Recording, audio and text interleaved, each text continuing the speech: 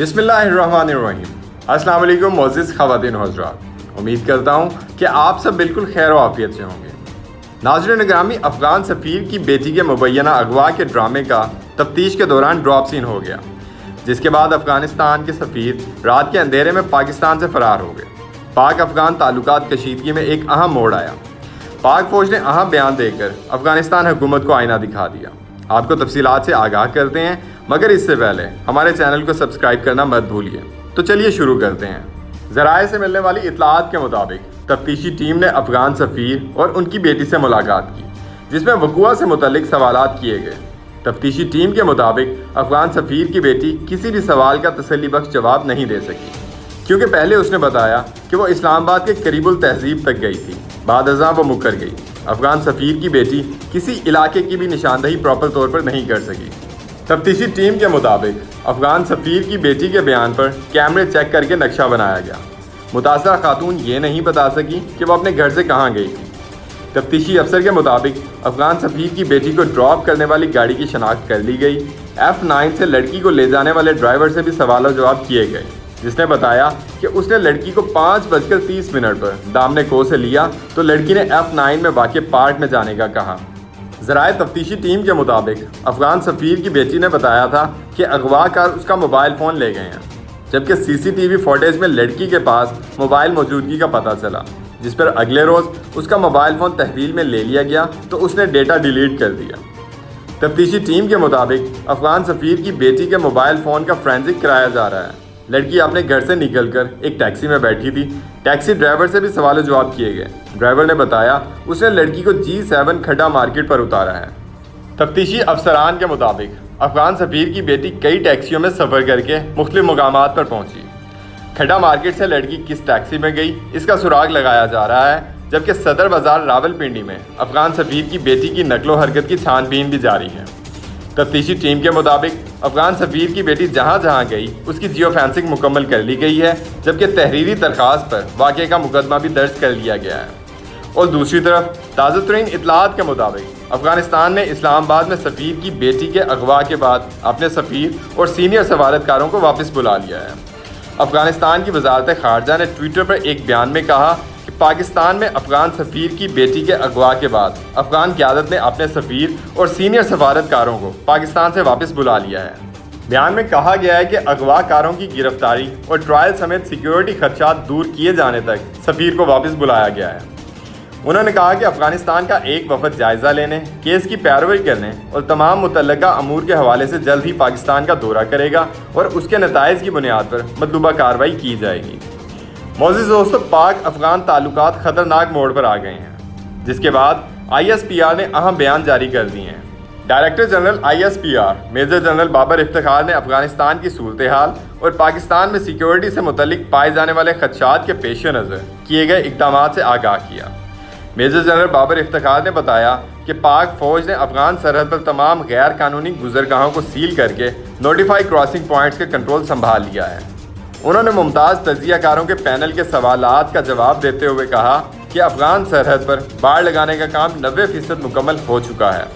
سینکڑوں حفاظتی پوسٹیں قائم کر دی گئی ہیں۔ کراسنگ پوائنٹس پر بائیو میٹرک سسٹم نصب ہو چکا ہے، جس سے آنے جانے والوں کی شناخت بہت آسان ہو رہی ہے۔ ملک میں دہشت گردی کے حالیہ واقعات سے متعلق بات کرتے ہوئے میجر جنرل بابر افتخار نے کہا کہ پاکستان میں دہشت گرد تنظیموں کی باقیات دوبارہ فعال ہونے کا خدشہ ہے۔ را اور NDS افغانستان میں ایسے گروپوں کی حمایت کر رہی ہیں جو دہشت گرد ہیں۔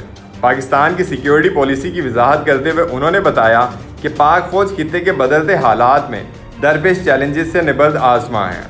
دہشت گردی کے حالیہ واقعات کا تعلق افغان صورتحال سے ہے۔ افغانستان سے امریکی افواج کا انخلا خطے پر اثرات کے حوالے سے ایک اہم واقعہ ہے۔ امریکہ 9/11 کے بعد دنیا کے 30 ممالک کی فوج لے کر افغانستان پر حملہ آور ہوا۔ امریکی جنگ کے ابتدائی اہداف طالبان کو اقتدار سے محروم کرنا اور اسامہ بن لادن کو گرفتار کرنا تھا۔ جو ہی اتحادی افواج افغانستان میں داخل ہوئیں، طالبان مخالف جنگجو اس کی مدد کو آ گئے۔ پاکستان پر دباؤ ڈال کر امریکہ نے فضائی اور زمینی راہداری حاصل کی۔ اسی دباؤ کو بعد ازاں انٹیلیجنس معلومات کے حصول کی خاطر استعمال کیا گیا۔ امریکی فوج نے اسی دوران افغانستان میں طالبان عسکریت پسندوں کو گرفتار کیا۔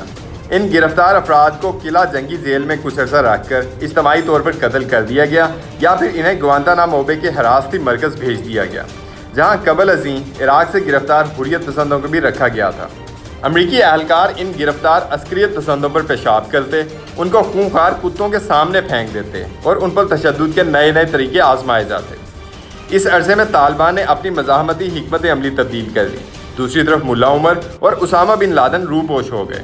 ملا عمر بعد ازاں روپوشی کی حالت میں بیمار رہ کر انتقال کر گئے، جبکہ القاعدہ کے سربراہ اسامہ بن لادن ایبٹ آباد کے قریب امریکی خفیہ آپریشن میں مارے گئے۔ اصولی طور پر اسامہ بن لادن کی موت کے بعد دہشت گردی کے خلاف جنگ کے مقاصد پورے ہو چکے تھے۔ لازم تھا کہ امریکہ اس وقت افغانستان میں پرامن انتقال اقتدار کا نظام وضع کرتا اور پھر کچھ عرصہ اس نظام کو کام کرنے کا موقع دے کر رخصت ہو جاتا۔ امریکہ نے اس دانشمندی کا مظاہرہ کرنے کے بجائے خطے میں ایک نیا کھیل شروع کر دیا۔ چین کی ابھرتی ہوئی معاشی قوت کو روکنے کے لیے امریکہ نے بھارت کی سرپرستی شروع کر دی۔ بھارت کو دنیا کی بڑی منڈی قرار دے کر اس کے نخرے اٹھائے جانے لگے۔ بھارت نے نیوکلیر سپلائر گروپ میں شمولیت کی ضد کی تو وہ بھی مان لی گئی، کشمیر پر قبضے کی منصوبہ بندی کی اور اس کی آئینی حیثیت کو یک طرفہ طور پر ختم کر دیا گیا۔ امریکہ کی خاموش تائید کی بنا بھارت ایسا نہیں کر سکتا تھا۔ امریکہ نے اپنے پرانے اتحادی اور اسٹریٹجک شراکت دار پاکستان کے مفادات کی پرواہ نہ کرتے ہوئے خطے میں ایسا اسٹریٹجک اتحاد بنایا جو پاکستان کی سلامتی کے خلاف تھا۔ اس موقع پر پاکستان نے متبادل راستے کی تلاش کی۔ یہ تلاش سی پیک کی شکل میں سامنے آئی۔ سی پیک کی مخالفت بھارت اور امریکہ کا مشترکہ ہدف ہے۔ بھارت کا خیال ہے کہ آزاد کشمیر اور گلگت بلتستان اس کی وجہ سے ہاتھ سے نکل رہے ہیں، جبکہ امریکہ سمجھتا ہے کہ چین سے تجارتی اور راہداری تعلقات مضبوط ہونے سے پاکستان اپنے معاشی اور دفاعی ضروریات پوری کرنے کے قابل ہو جائے گا۔ اشرف غنی حکومت کی طرف سے پاکستان پر مداخلت کے الزامات اور پاکستان میں دہشت گردانہ سرگرمیوں میں یکایک اضافہ اسی تناظر میں دیکھا جا رہا ہے۔ افواج پاکستان دہشت گردی کے خلاف جنگ میں ہزاروں شہادتیں پیش کر چکی ہیں۔ افغان سرحد بھارتی تخریب کاروں کی گزرگاہ رہی ہے۔ افغانستان میں حالات کشیدہ ہونے کے بعد سرحدوں کو بند کرنے سے تخریبی عناصر کا پاکستان میں داخلہ روکا جا سکے گا۔ ناظرین، آج کے لیے اتنا ہی۔ امید کرتا ہوں کہ آپ کو ہماری یہ ویڈیو بہت پسند آئی ہوگی۔ آپ لوگوں سے مزید التماس ہے کہ جن لوگوں نے ہمیں ابھی جوائن کیا ہے وہ ہماری اس ویڈیو کو اپنے دوستوں، رشتہ داروں اور گرد و نواح کے لوگوں میں سوشل میڈیا اور واٹس ایپ کے ذریعے ضرور شیئر کیجیے۔ مزید ہماری حوصلہ افزائی کے لیے لائک اور کامنٹ بھی کیجیے گا۔